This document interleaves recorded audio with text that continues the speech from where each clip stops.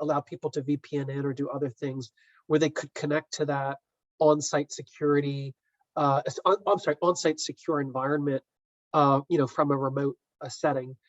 But what happened with COVID is instead of having those primary, let's say 4 to 5 buildings that you're really worried about, which each one has their own unique attack surface, right? So you think about the devices inside the facility, they're nested inside higher levels of security.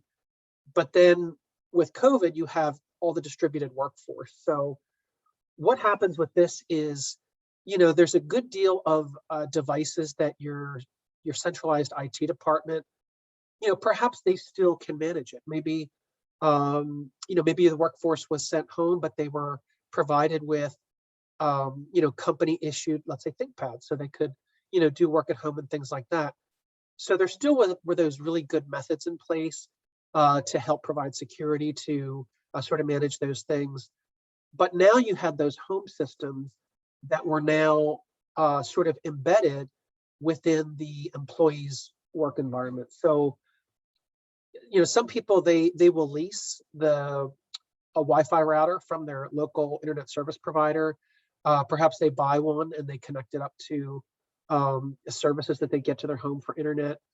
But in any event, the work from home, or you could say work from anywhere, because some people are, again, on travel, or even, once we get back to normal, right, like working out of Starbucks or what have you, people on travel, working in hotels. So, we use the phrase work from anywhere.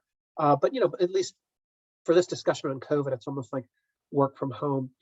But so you've got all this various infrastructure that your centralized IT department, your security team, your CISO, your chief information security officer, they really don't have that good fidelity and a good context of understanding what are those home or lease space environments. What type of security posture do those have?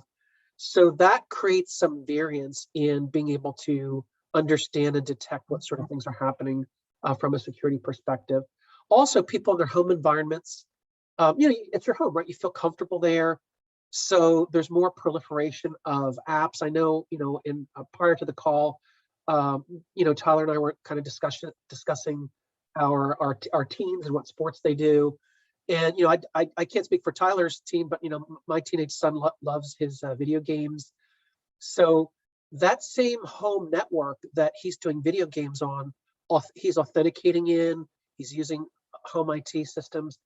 That's the same infrastructure, the same IT network that I'm on in my home office here. So that interconnected environment has a lot of different apps, and also a lot of data storage platforms.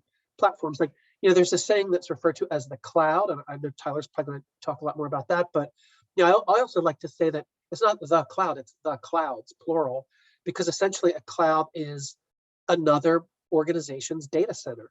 If it's all within your data center, you say it's on premise, right? It's on prem.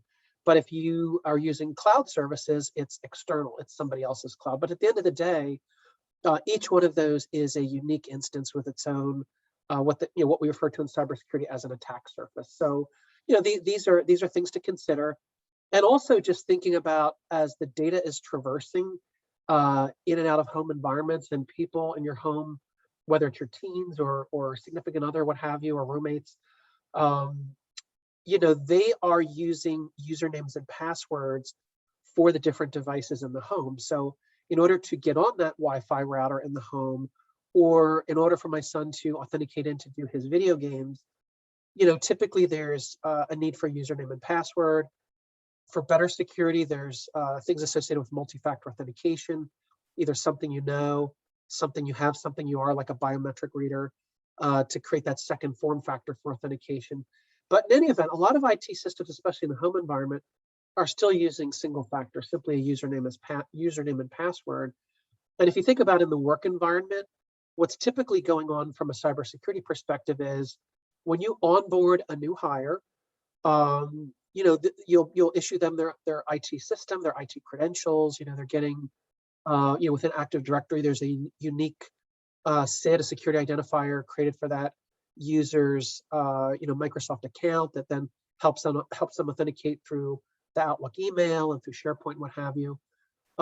But then you can manage the username and password, right? You can say, okay, user must change their password, at organizationally defined cadence. So you can say, change it every 90 days, change it. And you might give them like some pop-up warnings, like they don't have to do it immediately, but within like 5 days of getting that first pop-up, they have to change their password, or they get locked out and they need to call your help desk.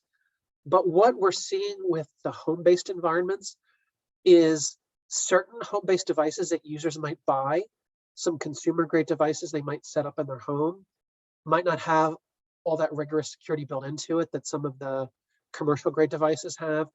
They also might be outdated, right? They might be things that were highly secure, that they did a great job of patching and updating.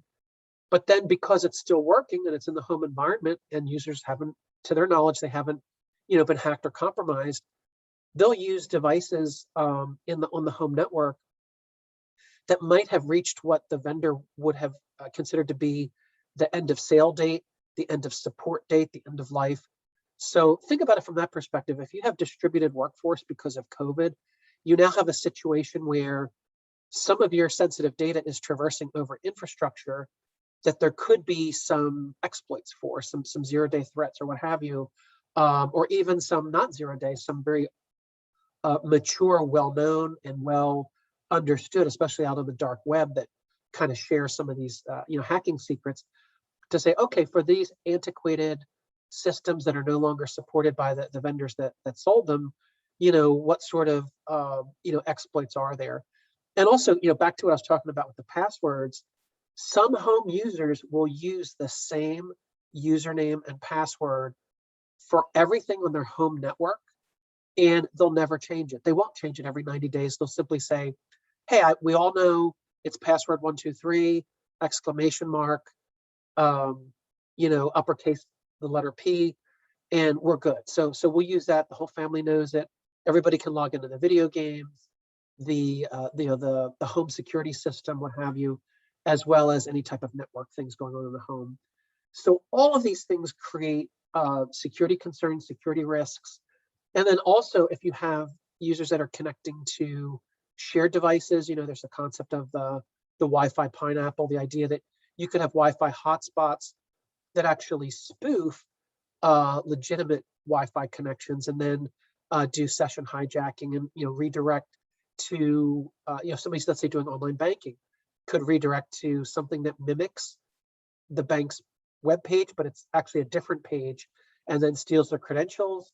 Actually says, could throw up a screen saying, this page is down for maintenance, please check back in 15 minutes.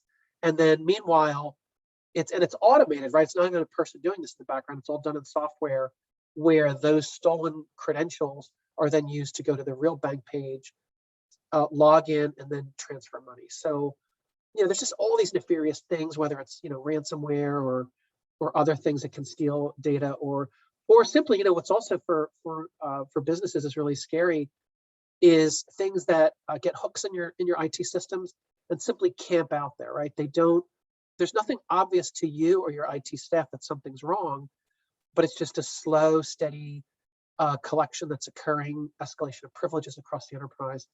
So all of these risks are compounded due to COVID. So, so your IT team can continue to control certain things with people doing work from home and remote work.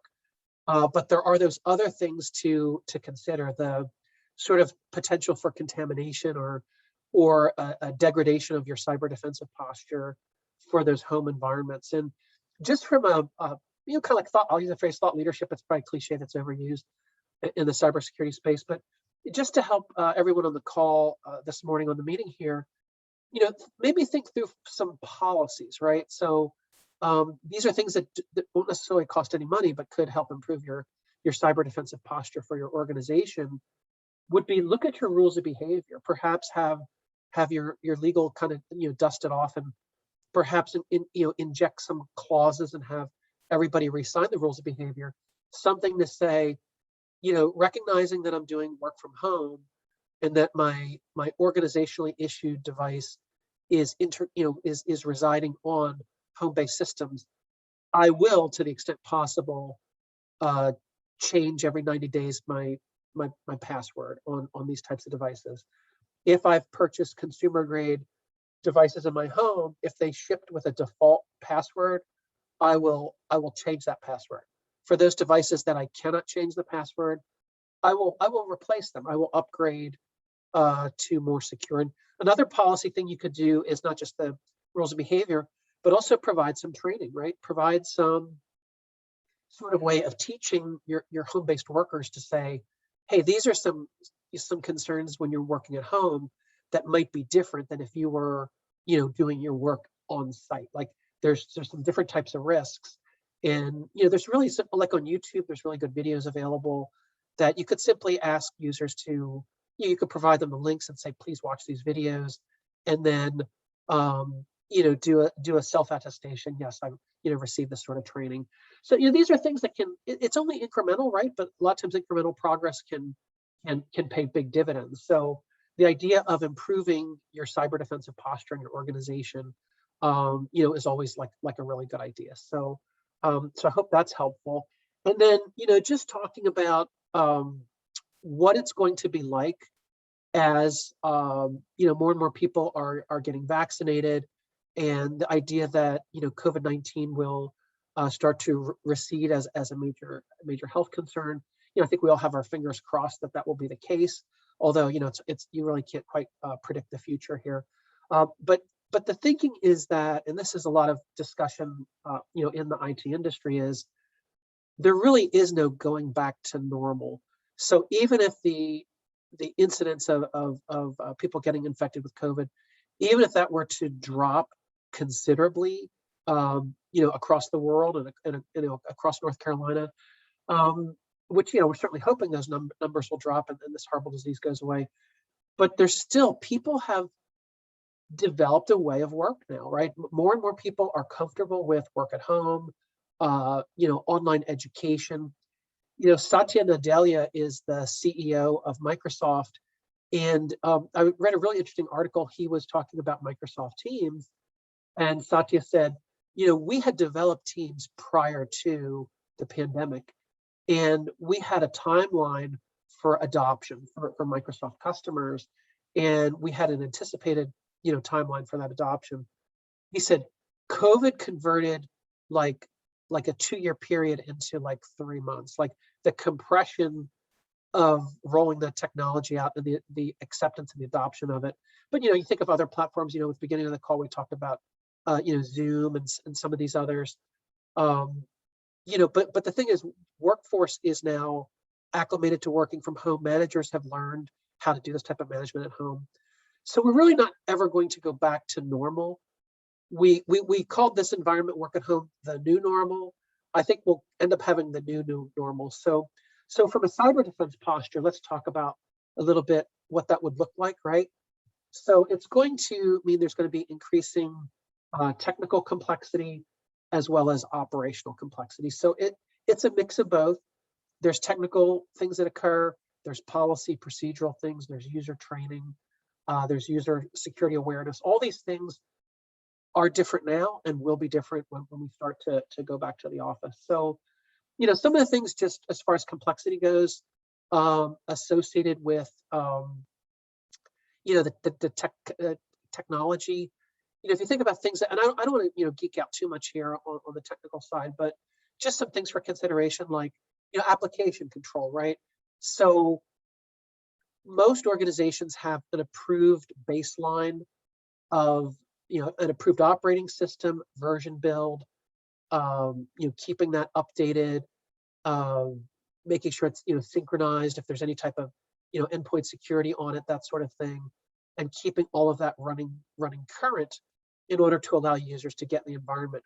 But what happens if you have approved applications that are part of the image build, but let's say those applications are operating in a way that's different than how they should? So, if you think about like Notepad, which is built into the Microsoft operating system, you simply can type in it and copy paste it. It becomes ASCII text that you can drop into other into Word or Excel or PowerPoint, and it will adopt the default text type that you have in that thing.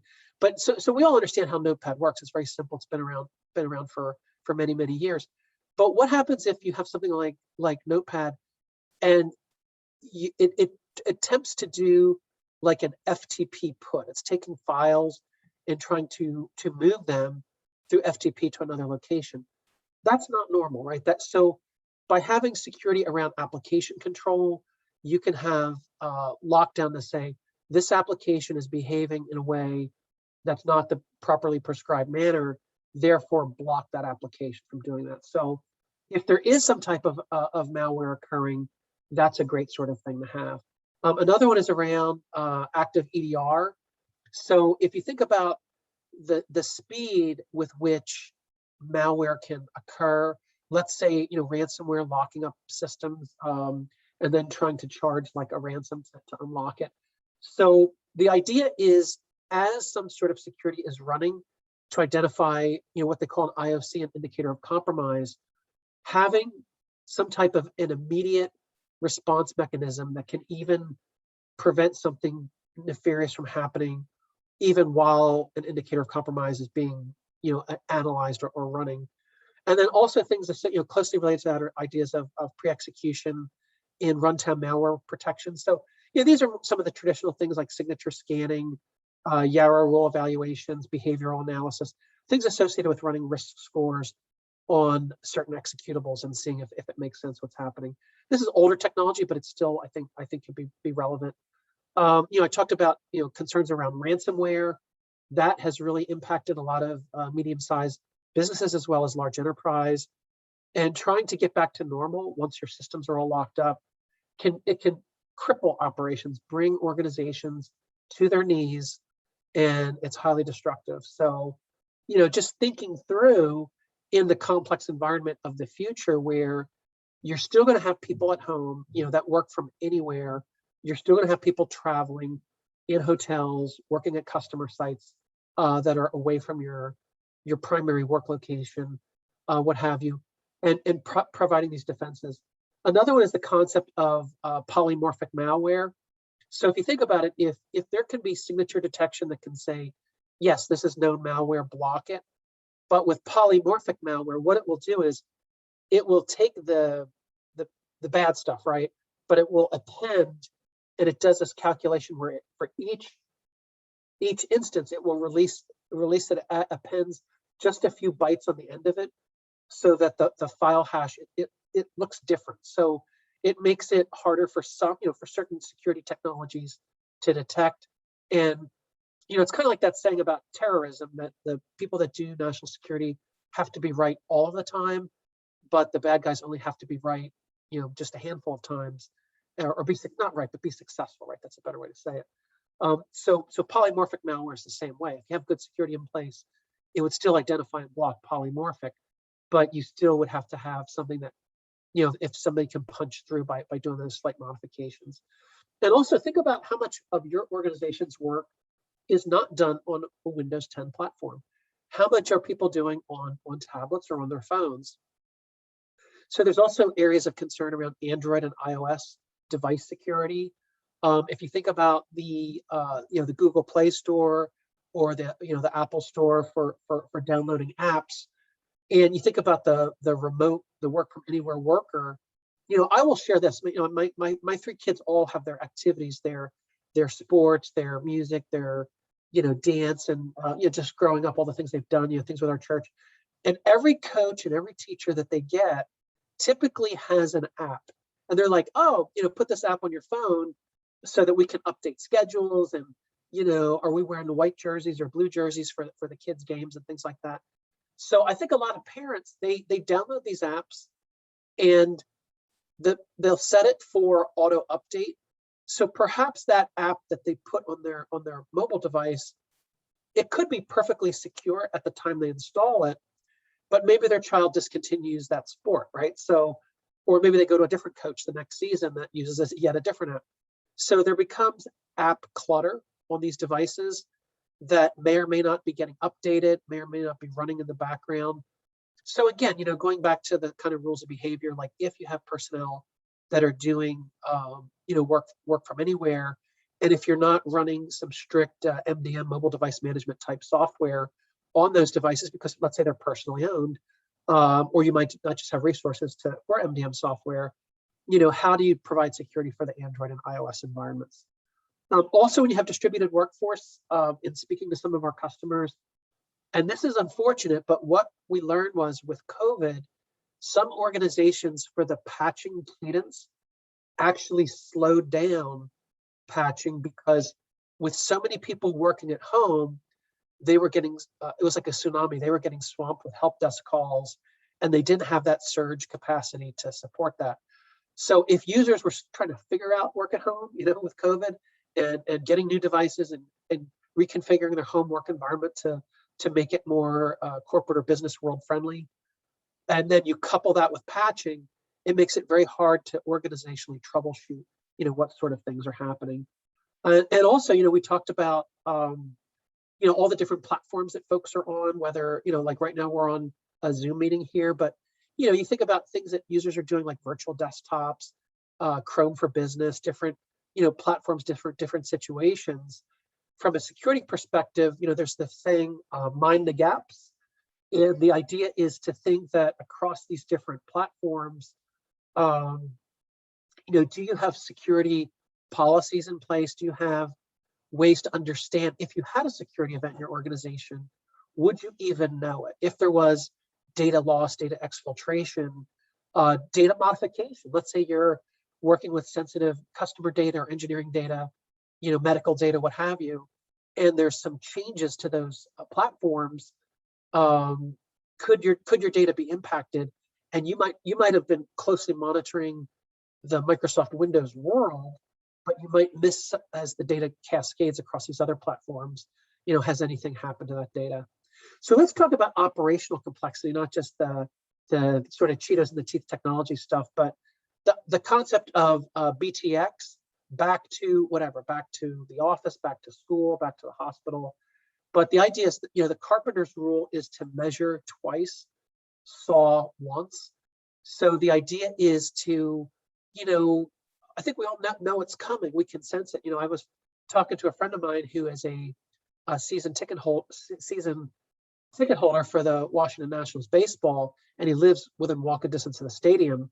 But he also has some, immune health system, concerns that made him, really fearful with COVID. So he was like, nope, not going to go to any baseball games and things like that. But he's excited, right? Even he's in a situation where he's been vaccinated, he's ready to start going back to the games and things like that. And we were speculating, like, when the World Series comes this year, will the stadium be full, or are we still going to have restrictions? But the idea of the carpenter's rule to really just think it through for your organization and say, okay, here's what we're going to do here. We are going to have this as the end state desired security posture. And again, security is not one and done. It's constantly, every day you have to kind of, fuss with it and calibrate it and constantly use that, Japanese concept of Kaizen, continuous improvement. But really now is the time to, have those meetings, and not just the IT staff, but also the stakeholders in your business. Like, how can new security modalities impact your business operations? So make sure you have like from a policy recommendation, like some type of ombudsman for your different business units that can be in those meetings and say, okay, if security posture is this, if you require multi-factor authentication, or if you roll out some type of zero trust framework, here is some potential secondary or tertiary effects that could be harmful to business ops. So you have to hit that right balance between having, best of breed security, really locking things down, but also not preventing your organizational mission, your business activities from occurring. There's also the concept of COVID abatement, the idea of the touchless office, and being able to integrate, a lot of various technologies that can help with moving back into the workforce. So, some of these, to me, they seem a little bit on the exotic side. I think it kind of really depends on what line of business you're in, who your customers are. Are your customers all online? Do they come into your office or workspace? What type of industry? So, but you just see here, like that second bullet on the right, just some of the ideas that are out there. And one thing that Lenovo offers for many of our products is the concept of the antimicrobial keyboard with some special, I'm not an expert on the biology side of it, but there's some zinc things built in to help reduce the spread of any type of illness, not just COVID. Also, just a recommendation is as there's the increase in IoT, Internet of Things type devices, is for your security team or your IT team to make a registry. What are the various devices other than desktops, tablets, laptops, and servers, and cloud infrastructure? What are some of those IoT systems? And have a platform registry, like actually keep track of it. And then again, the concept of mind the gaps, like what are ways to provide security for those things? And then understand that there's going to be persistence in the remote environment. Now, there could be on this meeting here, there could be folks who say, Kevin, I disagree with you. Once COVID is behind us, we are going back to the way we did things before. We're bringing everybody back in the office. There will be no remote work, and that's fine. That might be the unique situation, for the field that you're in. I think up here in the Washington D.C. area, where I'm at, Northern Virginia, that's the case for a lot of sensitive government, activities like things in the classified national security realm where they want you in the building, not doing anything from home. So getting near the end of my time here, but just want to give a little plug for my company, Lenovo. We do have what's called our ThinkShield offering, and it's basically a lot of really good integration we have with some of our partners, but also designing our products, looking at our supply chain. We have what's called our security by design methodology. So as we are sourcing the components and subcomponents from Lenovo devices, we actually do work with those vendors in our ecosystem to, prior to onboarding them, making sure that they have good security practices in place so that the components that go into Lenovo devices can therefore be secure as well. And we also continue, it's not that they become a Lenovo supplier that it's permanent, like they're constantly reevaluated, reassessed to make sure that they're doing the right things from a security perspective. And then, you sort of see this wagon wheel here, and it just goes to what I said about security is continuous. It's a constant, it's kind of like painting the Golden Gate Bridge. You begin at one end and you finish at the other, but by the time you finish, it's already starting to rust at the beginning of the bridge. So you need security in depth. You need security has to be consistently evaluated. I love the word calibrated. And it just, one thing that can help you looking at different frameworks, like the NIST cybersecurity framework or some of the other frameworks, the NIST risk management framework that the government uses is also excellent. But I always like to think, look at your data. There's data in use. Like, for example, my PowerPoint presentation is in use. There's data at rest when it's not being used. There's data in storage when it's offloaded to backend server infrastructure or offsite or up into cloud infrastructure. And then there's data in motion, data that's being shared between colleagues or shared with their customers. So if you think about data from all those different angles, and again, I'm looking forward to what Tyler has to say because I know he's got some real domain expertise with all these things. So with that, a little bit, just a quick screenshot of my ThinkShield portfolio. And with that, I would like to just thank everybody. And Bree, I'll turn it over to you, and I suspect you'll be asking Tyler to present as well. So I will stop sharing here. Great, thank you so much, Kevin. And we'll get to your question in 1 second. But Tyler, I would like for you to kind of introduce yourself, tell us a little bit about JupiterOne and what you do for them. Yeah, for sure. So hello, everybody, for those of you that are visual. All right, we have people awake. I love it. How's it going? Hopefully everybody's had their first or second cup of coffee. I'm going to share my screen quickly, but I am going to take a bit of a different tact on how I present. I got like 3 slides that I'm going to blow through in 10 minutes. And then I'm going to actually tell you my background. And I'm going to do that in that order specifically because I have a gut feeling you guys are going to all want to ask questions about my background more than you will about my company. So that being said, I am currently the Chief Marketing Officer at a company called JupiterOne, based right here in Morrisville. I live in Cary. I make the 10-minute commute to my office, 15-minute commute to my office. Up until very recently, I was going in still about 4 days a week. taking COVID measures, wearing masks, staying away from other coworkers. But we were a small company. We're about 40 something employees now, maybe pushing 50, but growing very quickly. So let's just jump real quickly into this. I'll give you a little bit of background on Jupiter One.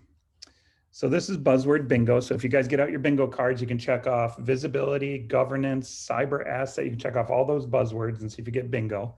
But in essence, what we do is we secure your broad infrastructure and give you the ability to build a program, a true security program on top of your infrastructure.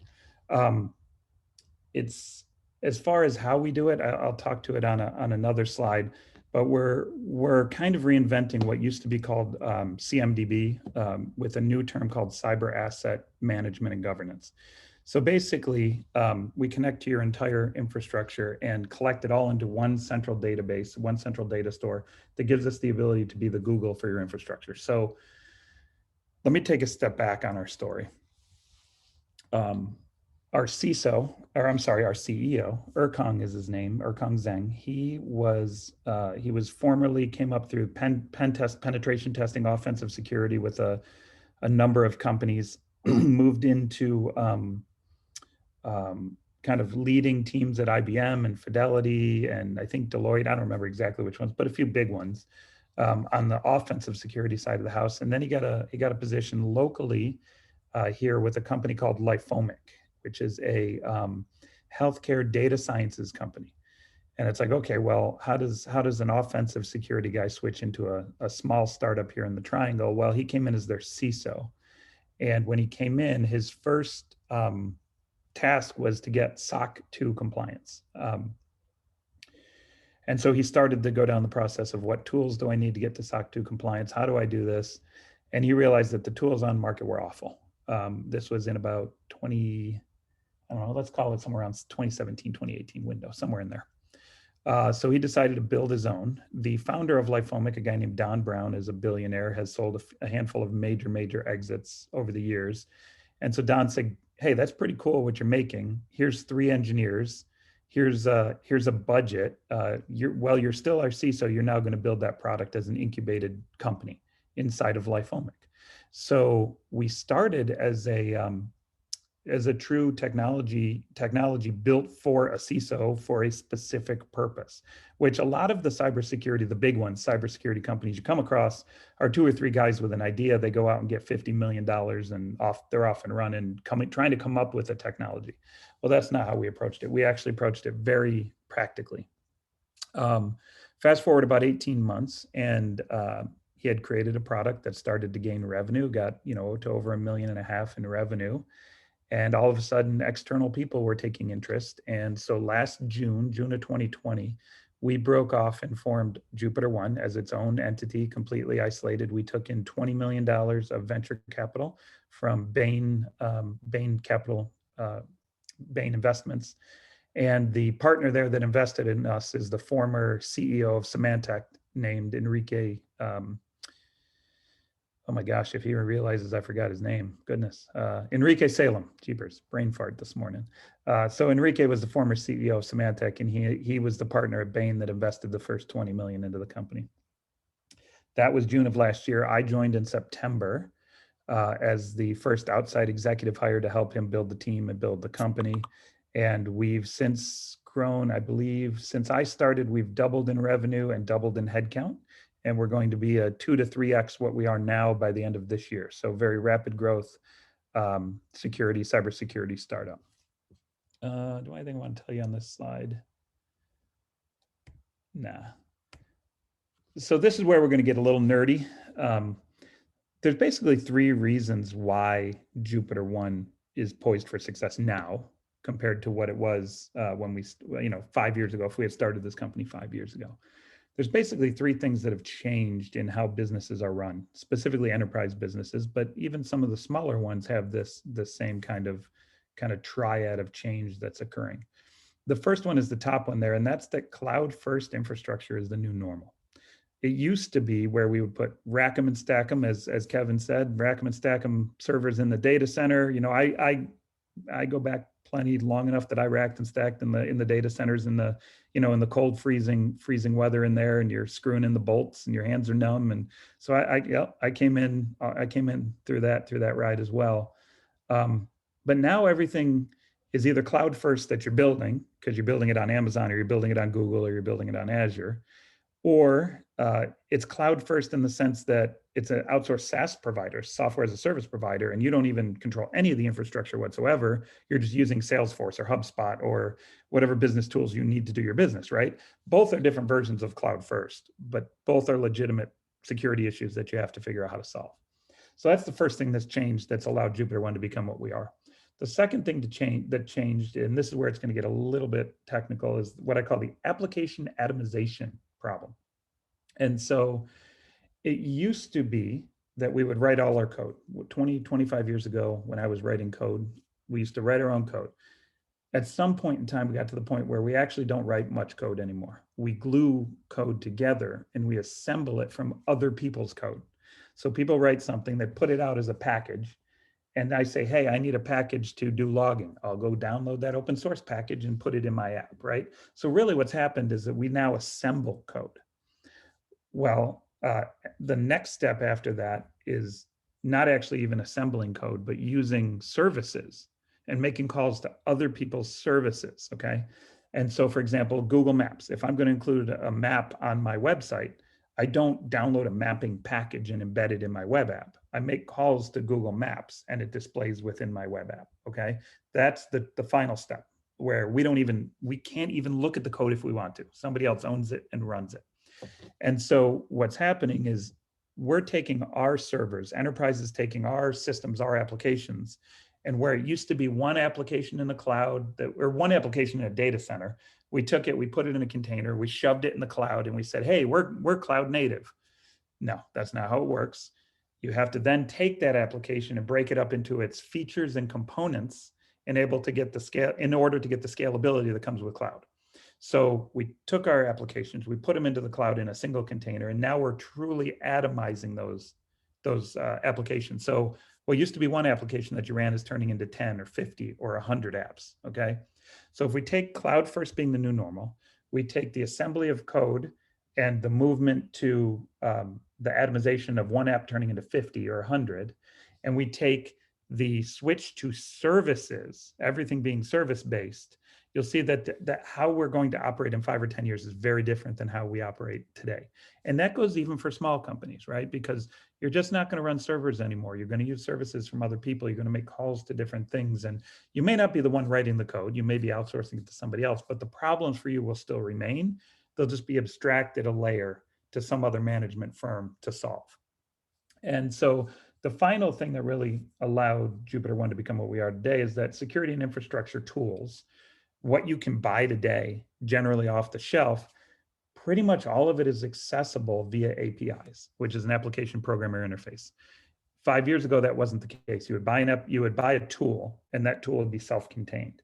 Today, every tool that you buy, whether it's Amazon for your development, or security scanning tools, or infrastructure scanning tools, or GitHub, everything is accessible via APIs, which gives us a unique time now. It gives us a unique ability to pull all of that information into a central system for all of your infrastructure and all of your security tooling.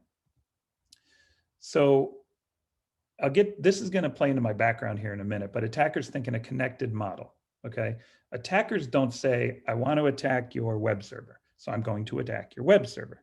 They say, I want to attack your web server, okay, but that's connected to your identity system, and that's connected over here to your back-end data store for attachments, and sometimes you forward stuff to Dropbox. How can I leverage those other systems in a graph view in my brain as an attacker to get at your mail system, okay?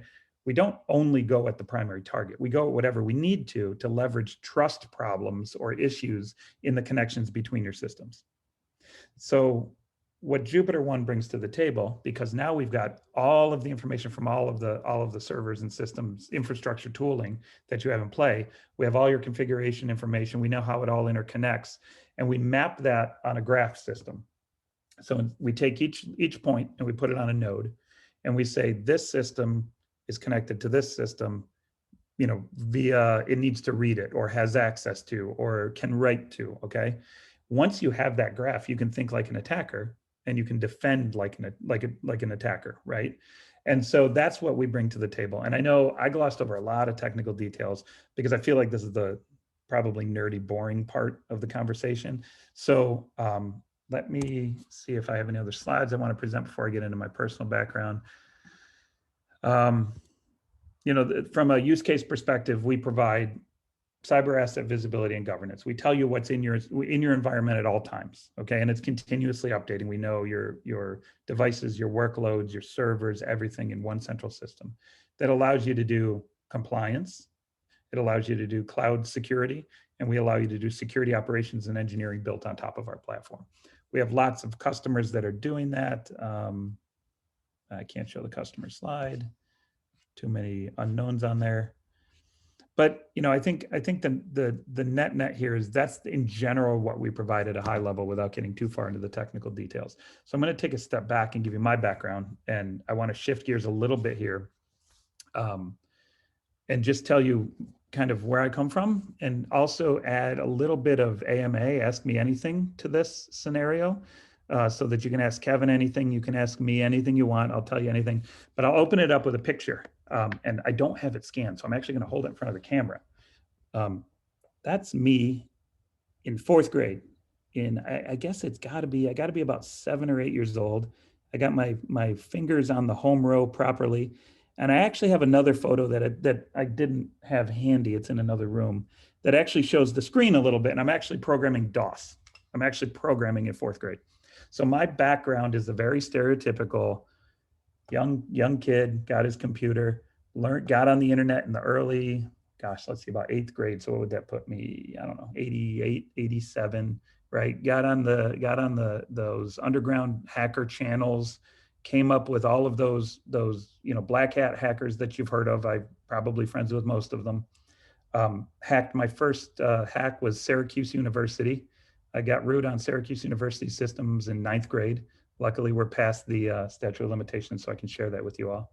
I then went to undergrad, and I was not a very good student. It took me 8 years to get my undergrad degree, but I got it.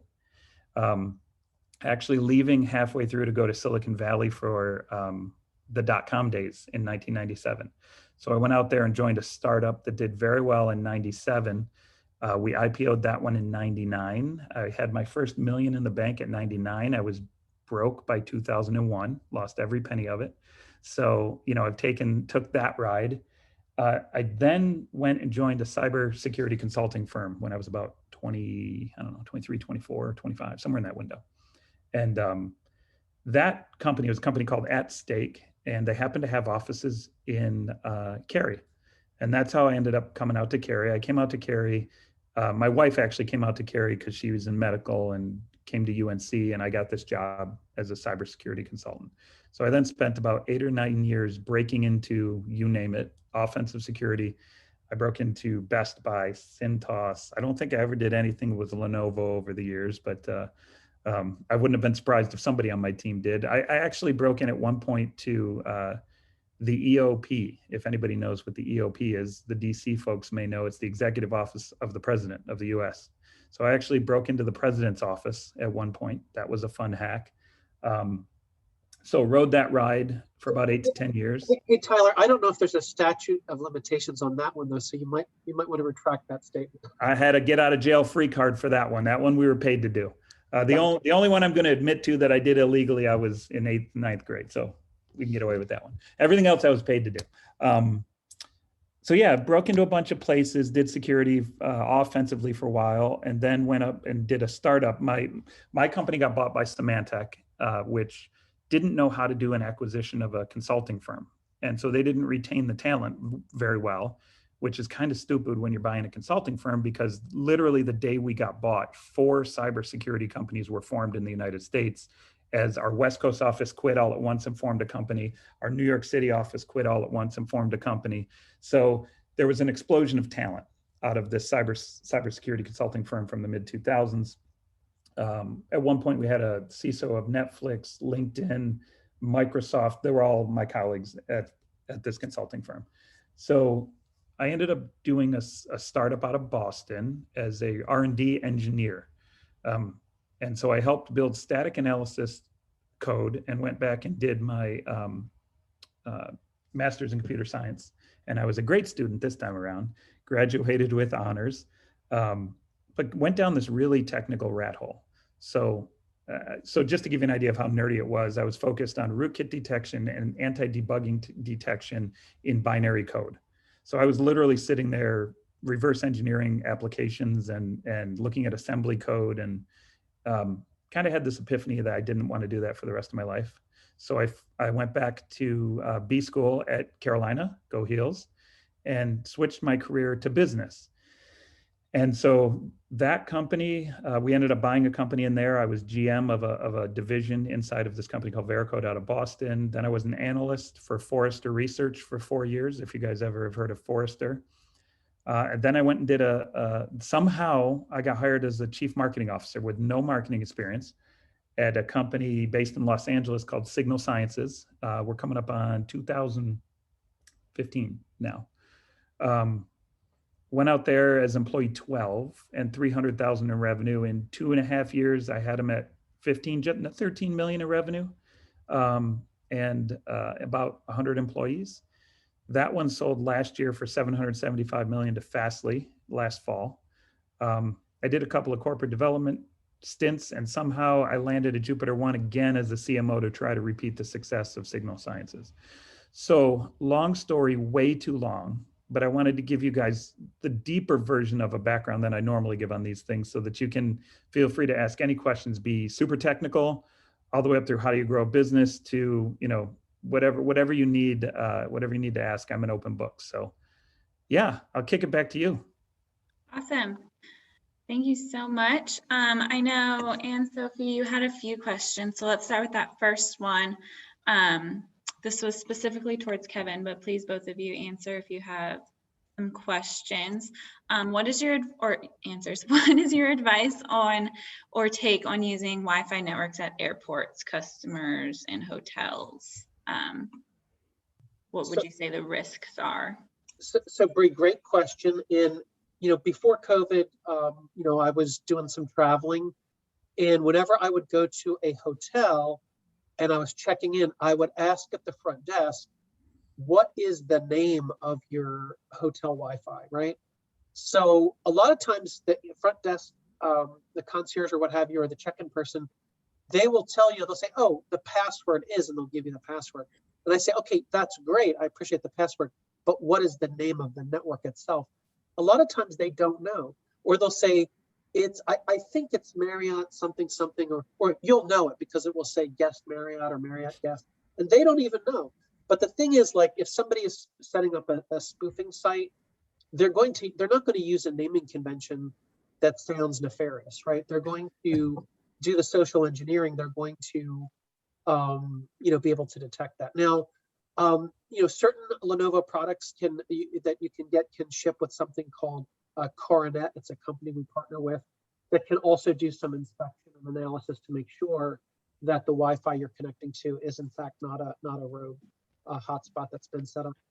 As far as airports, this is part of the question. I would advise the same thing when you're at the airport. Ask somebody who works there in a professional capacity, what is the official name of the airport? Or before you fly, do a Google search and say, okay, these are the airports I'm traversing through. What is the proper name for those? And especially sometimes specific terminals have specific Wi-Fi, but getting that naming convention is super important. Yeah, so I'll add just a little bit of color from my experience. So I spent 3 days sitting out front of a Best Buy parking lot with a Yagi antenna pointed at the local Best Buy, doing exactly what you're suggesting is possible. So I know it's possible. I've done it myself. We've cracked WEP keys. We've cracked WPA keys. We actually ended up in that particular hack. We ended up getting into their point of sale systems, and we were able to plant malware in their point of sale systems and capture credit cards. So it is 100% possible. I don't think the risk is huge because it has to be a timing thing, right? But there is enough risk, and the what I mean by a timing thing is you have to be at the right place at the wrong time with the person pointing it right at you, right? So yeah, your chances of getting hit are pretty slim. However, the fix to it is so easy, you should always do it, right? So it's kind of you got to think of things as risk is always like, well, how easy is it to fix against the risk level, right? If the risk level is really low, but it takes you $100,000 to stop the problem, you may not want to go ahead and fix it, right? So that's always the balance. So I don't worry too much about it. I always use my hotspot given the option. They're so fast. Your data is so fast nowadays. I don't even, like in the airport, I don't even try to connect. I just flip my phone to hotspot and go. Make sure your hotspot's configured right. You don't want it wide open for anybody. You want to have a password on it, et cetera, et cetera. But that's basically my recommendation. In hotels, it's a little different. I love Kevin's recommendation. Make sure you look at, get the correct SSID value. Make sure you're using that value. But the other thing to think of is, even in that scenario, make sure that you are using only SSL websites, that if you try to go to your office for any reason, if you have a VPN set up, use it. Don't go without a VPN, because the VPN actually encrypts the data as it goes in transit on the line. But basically what you're trying to stop here is a passive, what's called a passive style sniff of your traffic. And so if your traffic is, even if you're connected to a local SSID and it's the correct one, if you're using non-encrypted connections, we can go ahead and sniff those connections. So make sure you use SSL, make sure you go to secure websites only, and make sure you use a VPN if you can. And for those less technical, so SSL meaning you see that HTTPS, not right, just little HTTP, lock. that little lock. Yep. Great, thank you guys. And then Anne Sophie, I'm going to let you ask the second question, since it's specific to your company question. Yeah, sorry, I have many questions because we're a very, very small company, but I'm sure I'm finding out that it's very common, but we were hacked last year and it's a nightmare. So I'm sorry to hear that. Yeah, and we lost some money. So we're trying to recover, and we have Microsoft 365, which again, you think Microsoft, should be pretty good. Not that there is, again, we're very conscious that if a hacker wants to get into the door, they will. Doesn't matter who you are, governments are the same.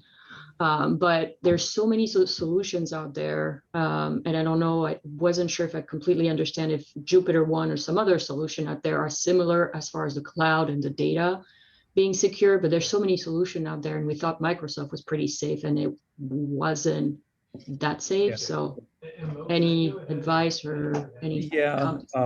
I think advice number one that I would give you, and I'm going to shoot in the dark and say that you were either hacked by some kind of phishing attack is most likely. Correct. Yeah. Correct. Okay. It was. Yeah, probably they sent a couple of nefarious links that looked like good links. You clicked them, bang, they got your password. They got in there, probably the admin's password, then they took over the whole thing. Yeah, so there's a couple things that you got to put in play. You got to put in 2FA, two-factor authentication, or MFA, multi-factor authentication.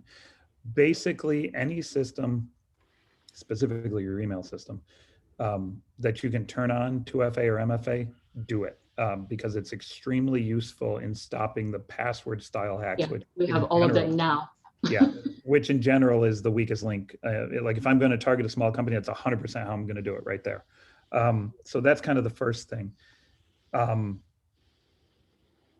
As far as broad security systems go, I don't know, and maybe Kevin's got a better answer for this, because I don't generally work with, very small SMBs. Most of my companies are mid-size and bigger, and generally have a security team, et cetera. I think that the 2FA will go a long way, the MFA will go a long way. That one is I in don't place. think there's a broad security tool for cloud security that you can really put in play for SaaS-based security, right? Software as a service, which is what we're talking about. If you were building applications in Amazon or doing something like that, I have plenty of ideas for things you could secure from a cloud perspective. Kevin, what's your thoughts on securing SaaS products? Yeah, so first I was going to say, and Sophie, so sorry to hear that this, happened to your organization. That's really unfortunate. And, what I was going to say, I agree with Tyler with the concept of having multi-factor authentication. It sounds like your organization has already done that. The other thing is with your workforce, in with any type of vendors that are connecting into your systems is really making sure that the it's kind of like, I guess the word is culture, but it really comes down to training, right? Because you can do a lot of things correct from a technical standpoint, but users have access to the data. So if the user downloads data and then uploads data, and if they use the same password across multiple systems or what have you, it does open up more likelihood for these sort of things to happen. So you want to automate as much of the security as you can, but you also want to make sure that on a recurring cadence that you're reassessing security, that you're actually having discussions with your work source, with your partners and vendors around that. Specific to SaaS applications, there's a concept of the zero trust framework where you have some very unique session identifiers. The problem is for smaller organizations, a lot of times zero trust modalities are more pricey. And going back to what Tyler said, if this is the risk, and this is the $100,000 cost, the juice might not be worth the squeeze, right? So it's really just kind of doing that assessment to say, what is the worst case scenario, what is the most likely scenario, and then kind of planning for both. But you do have constraints, right? You have constraints of budget and time and other resources. But again, I think having multi-factor authentication, I think forcing users to have discrete passwords for each application that they're using. Also, things associated with like single sign-on are also useful, because if users have too many passwords, then a lot of times what they'll do is they say, okay, I'm constantly, like every week I have to change like my every 90 days. But if I have things are hitting on different days, I'll just every Friday when I'm done with my work day, get ready for my weekend, I'll log into everything and reset my password. It'll be password 123. The next week it'll be password 456, and just iterate through so that I don't have to worry about it. And people are clever in finding workarounds with security. So if you make it onerous for them, you actually increase your risk. So I think just really kind of explaining to your staff like just how important this is. The fact that you did have this compromise becomes part of your organizational battle scar, if that makes sense. So maybe you turn that weakness into a strength and you say, we're the small company that's not going to get hacked again, because we're going to take it super serious. Hey, Ann, I have a follow-up question for you. And if this is ripping off a scar that you don't want to get into, then don't Oh, worry. no, you're fine, please. Okay. From an incident response handling standpoint on this, one of the biggest issues, like, again, if I was offensive, I want to target your email. Mm-hmm. And the reason I want to target your email is because your email is where all of the password resets for every other service you own go to. So did you go through and turn on 2FA in every other cloud system or third-party system that you use and reset your passwords in those third-party systems? Because if you didn't, there's a good chance that they might have kicked off a password reset. So let's say you use Salesforce. I don't know that you do, or HubSpot. First thing I'm going to do when I get in there is try to log into HubSpot with the same password I got. If I can't, I'm going to kick off a password reset, get into HubSpot, and then delete the password reset email out of your inbox so you don't even know it was there. So did you go through and change everything on all of your other services and turn on 2FA? So yes, we don't have Salesforce Zoho, which is similar, but it's tied to, so the only way to log into our other platform similar to Zoho is through also Microsoft. So you also have to go through now the two-step authenticator. Yeah. Okay, good. I just wanted to make sure you did that and didn't leave the doors open on the way out. Yeah, they might still be, because we're still trying to figure it out, because that's a good point with the our CRM, ERP, and all this, is that all of those softwares have different configuration settings that changes all the time. So there's always a tiny door, unfortunately, but we're trying to monitor us closer, at least, than what we used to. Yeah, it's that complex, ever shifting attack surface that I mentioned, and it doesn't get easier, right? I mean, the more apps that you're using, the more diverse work environments, whether it's at home, in the office, or remote locations, all of these things create fluidity, and it gives the attackers more attack surface to go after. Yeah, no, now we're increasing insurance to cover that, at least. What company are you using there for insurance? There's two, it's Scott Insurance. It was recommended to me at the time, but Just yeah. curious. I'm working Yeah. with a potential insurance company as a partner for me. So Okay. I Yeah, don't, I'm I not don't know good how with good they are. I was each just one. curious if Yeah, I you, have no idea. And who do you have as your IT company? It's actually, so we have two location. One is in France, in Europe, and one here in the US. So it is handled by our office in Europe, and it's actually my brother who is the IT Okay. consultant and his IT background and everything. But even for him, even for most IT person, there's not that many IT who has knowledge of cybersecurity. right. Even he told me that too. It's like he knows the basic, but again, this is changing so quickly, he can't even keep up himself. So Mhm. he's going to try to look at all their partners and things like that. But this is just, and especially for very small business, it's not easy. Yeah, you may want to look into, and I only say this, I don't have any idea how good they are, but you may want to look into an MSP, a managed services Okay. provider, that can augment what you're doing from an IT perspective. You may Okay. be too small for them, but I can't imagine there's not, like MSSPs are, they go all the way up through the size of SecureWorks inside of Dell, which is like an enormous MSSP, right? It's the old, was it EDS or something that used to do all of IT for like huge, like all of GM and stuff. Mhm. SecureWorks, I mean, they go up to that size, right? But I can't imagine there's not some local ones that target your Yeah. size companies, right? That because I they can hope. make a great business out of it. So I can't recommend any because I don't know who they are, but I'm sure there's some. Okay. that do. Tyler, you bring up a good point about, the MSPs, because the more you can offload some of the cybersecurity management to, to another company, if they're contractually on the hook, then if these sorts of things happen, it's not your insurance kicking in, it's theirs, right? Because they Could be, yeah. haven't kept their end of the deal from a cyber defense perspective. And, you mentioned about your brother's comment about, people having expertise as an IT worker or a cyber, gone are the days, when Tyler and I first came into this industry, you really could be a jack of all trades and a master of all at the same time, because you could say, yep, I manage the servers, the endpoints, I'm the Cheetos and the teeth guy, and I know how to do this stuff.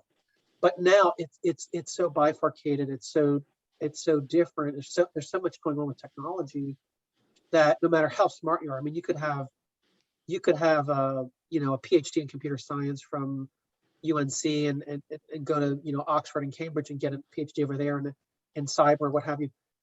You still are only going to know a certain percent of what's going on, and it changes so quickly that if you rest on your laurels, you'll get swept away. So it really does take a lot of people, a lot of expertise to provide security across the full enterprise. Great, thank you guys. Does anybody else have any questions right off the top of their head? I was just going to ask if they had a recommendation for either a password manager and a malware program. Kevin, you want to take that one, or you want me to? Tyler, do you know a good password manager? I mean, for security, Lenovo does have a partnership with SentinelOne, so I'd be remiss if I didn't give a shout out to them. And then, for password manager, the one I've used before had like a blowfish encrypted method that, if your device was lost or compromised, it wouldn't. If you lost physical possession, it still, those passwords wouldn't be readable from the device. Yeah, so I like LastPass. That's what I use, actually. Yeah, I like LastPass a lot because it's multi-device type. It connects on, for me, it connects, I have Dropbox on the back end. It'll centrally store my database encrypted in Dropbox, allowing all of my systems to get to it. Excuse me. So I think it's a pretty powerful tool, and I think it's relatively inexpensive. Yeah, it is. As far as AV goes, I pretty much hate them all equally. But I'm biased because, like I said earlier, when I was doing, rootkit and anti-debugging deep work, to get back to Kevin's point, I was writing polymorphic malware, and so I know they're all just easily bypassed. But I do think, like, you got to set a minimum bar of expectation from a security perspective. So I do recommend, if you're using a Windows machine, you 100% need an AV on there, have it running. I generally used, when I was running Windows, which is like 4 or 5 years ago now, I want to say I used AVG, their free version, and it was great. But I'll be honest with you, I don't know for sure.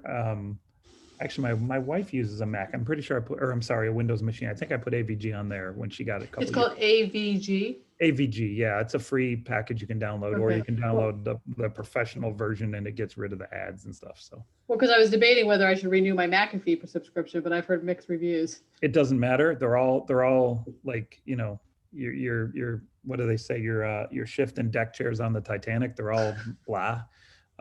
So it doesn't matter. Any of them would be fine as long as you're getting one, keeping it up to date, and doing your best to make sure that it's always up to date. All right, thank you. Mhm. Yeah, I'll tell you what, I worked, prior to Lenovo, I think Tyler, you and I both worked at Symantec at different parts of our career. Kevin, do you still have your yellow suit? I have my yellow suit.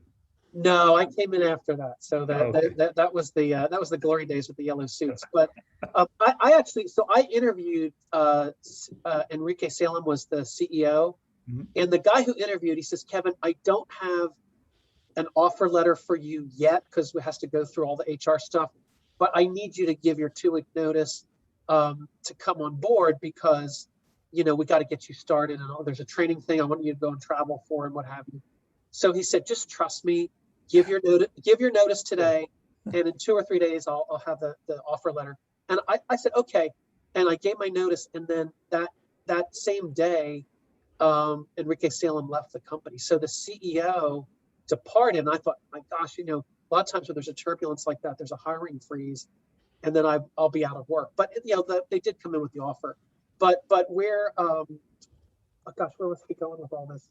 But the whole thing with what were we talking about? AV AV. efficacy. Yeah, so you mentioned about the definition update. So whichever product is being used, that's one thing I learned when I was at Symantec, is you want to make sure that you have somebody who's responsible to making sure that those updates are being pushed out on an improved cadence.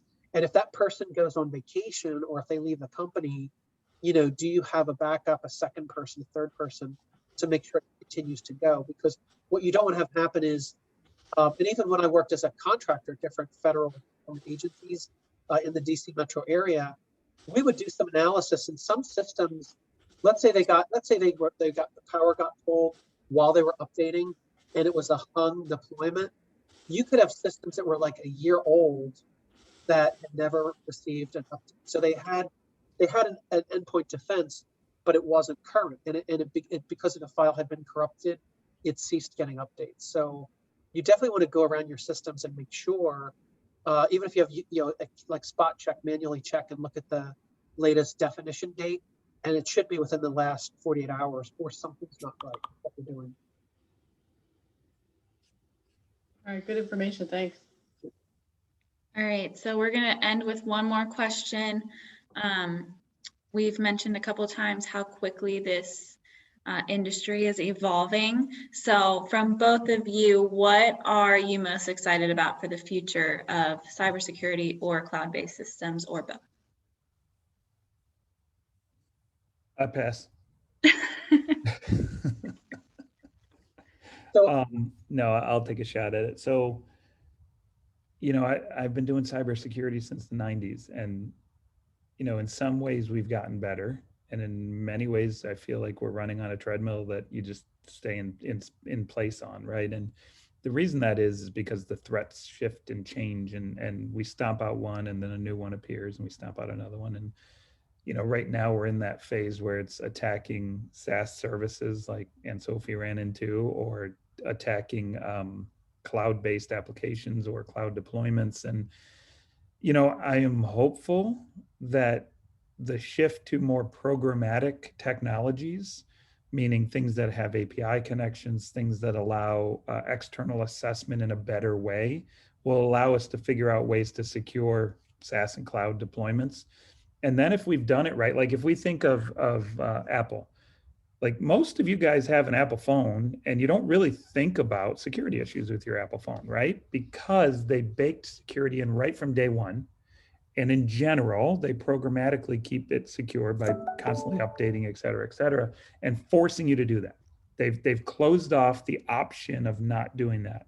And it's become pretty good. And so I think I'm most excited for cybersecurity and cloud security in general, that the future may support a world where security is either baked in properly, or the programmatic nature of how we do things in these new worlds will allow us to have a much more secure environment. Tyler, that is awesome. I couldn't agree with your sentiment more. You know, there's that saying that you want to do ready, aim, fire. And I think what's happened with the proliferation of IT systems and apps and cloud infrastructure, you know, the cart got ahead of the horse, so to speak. So it was fire, ready, aim, like it was all disconnected. But now it's becoming, it's maturing, right? It's becoming more programmatic.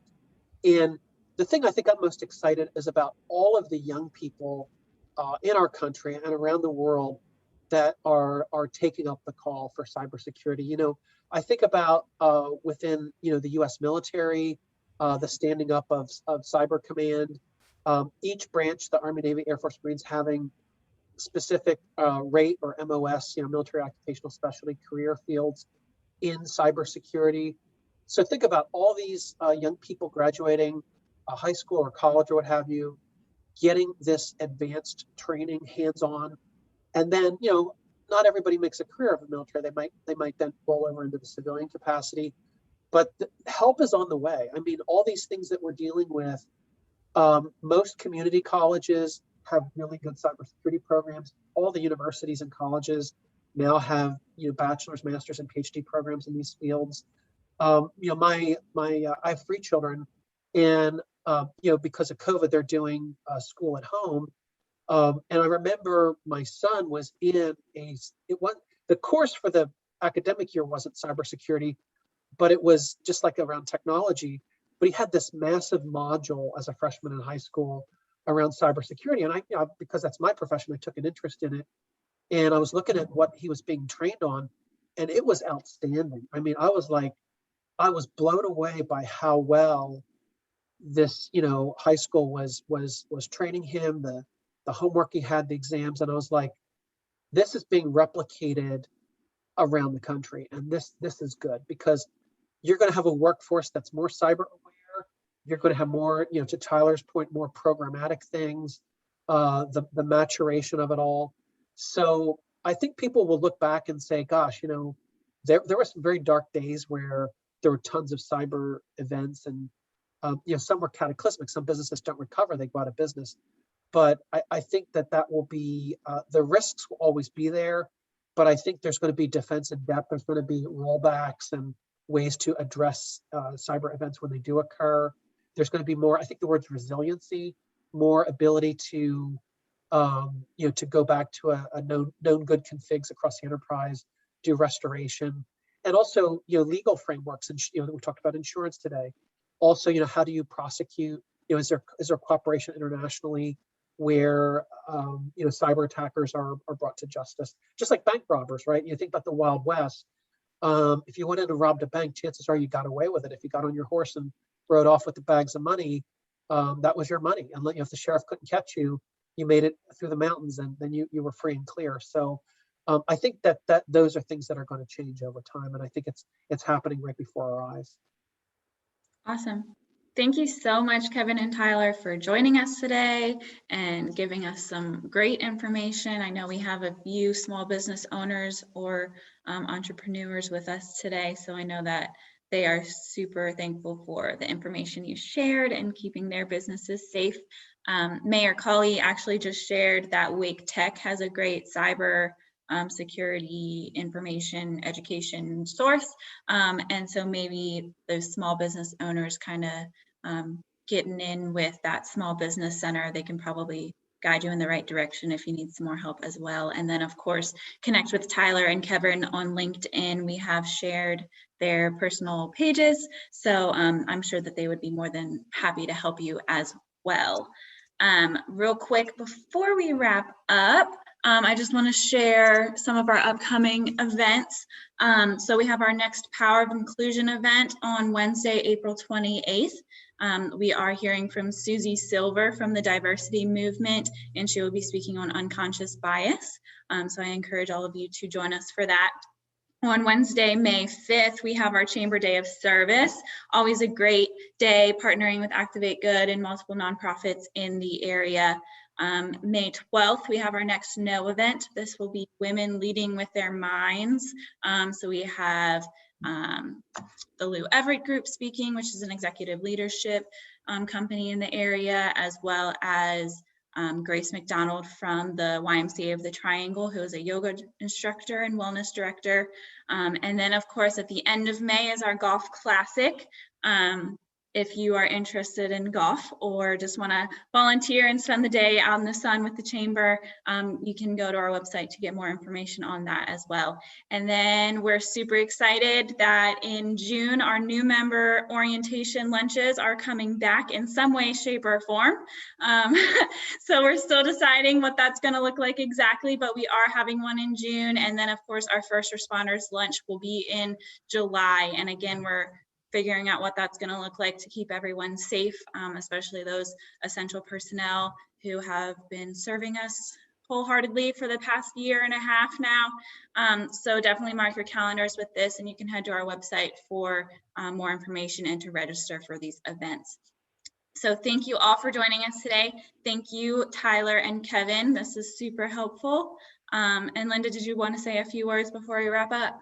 I just echo the thanks. This was very enlightening in a good way and a not so good way. And just thank you so very much. Great. Absolutely. All right. Thank you. Thank you, guys. Have a good rest of your week. Bye all. Thank you. Thank you. Take care, everybody. Bye-bye. Bye-bye.